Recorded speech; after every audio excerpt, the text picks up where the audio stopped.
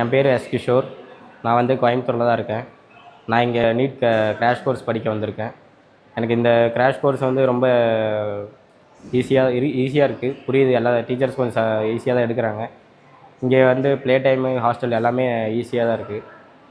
எங்களுக்கு அந்த ப்ளே டைமில் வந்துட்டு 1 ஹவர் விளையாட விடுறாங்க. அந்த 1 ஹவர் ப்ளே டைமில் வந்துட்டு நாங்கள் கிரிக்கெட் விளையாடுவோம். எங்கள் கூட ஸ்டாஃப்ஸும் நல்லா ஃப்ரீ மைண்டடாக நல்லா ஜாலியாக விளையாடுறாங்க. அதில் வந்துட்டு எங்களுக்கு நாங்கள் என்ன பாடி பெயினோடு திரும்பி வந்தாலும் எங்களுக்கு வந்து அந்த விளையாண்டு முடிச்சுட்டு அந்த ஸ்ட்ரெஸ் ஃப்ரீயோடு வந்து படிக்கும்போது நல்லா அந்த புக்ஸை நாங்கள் திறந்து பார்க்கும்போது நல்லா மைண்டில் வந்து நல்லா அந்த கேதர் ஆகுது அந்த ஸ்டடீஸ் எல்லாமே. இந்த கோர்ஸில் வந்துட்டு டெய்லி மார்னிங் வந்துட்டு எஸ்டர்டே என்ன சப்ஜெக்ட் நடத்தாங்களோ அதோட டெஸ்ட் போர்ஷன்ஸ் வந்து நாளைக்கு சொல்லி அதை படிக்க வச்சு எங்களுக்கு டெய்லி ஒரு 30 மார்க்ஸ் 30 கொஷின்ஸ் டெஸ்ட் வைக்கிறாங்க. அதில் நாங்கள் நல்லா பண்ணுறோம். கொஞ்சம் கொஷின்ஸ் டஃப்பாகவும் இருக்குது. அப்புறம் சண்டே வந்துட்டு எங்களுக்கு வந்துட்டு ஃபுல் போர்ஷன்ஸ் டெஸ்ட்டும் வைக்கிறாங்க. அந்த டெஸ்ட்டில் வந்துட்டு நிறைய கொஸ்டின்ஸ் நாங்கள் விடுறோம், மிஸ்டேக்ஸும் பண்ணுறோம். அதுக்கு அவங்க எப்படி கைடன்ஸ் கொடுத்து இந்த மாதிரி பண்ணக்கூடாது, அந்த மாதிரி பண்ணக்கூடாதுன்னு நல்லா ஹெல்ப்பும் பண்ணுறாங்க. இங்கே ஹாஸ்டல் ஃபெசிலிட்டிஸ் வந்து கொஞ்சம் நல்லாயிருக்கு.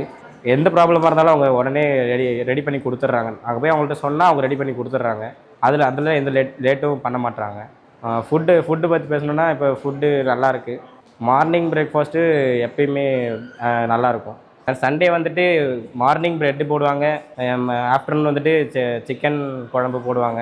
அது ஆனால் வெட்னஸ்டே வந்துட்டு நைட்டு மட்டும் தோசையும் சிக்கனும் போடுவாங்க.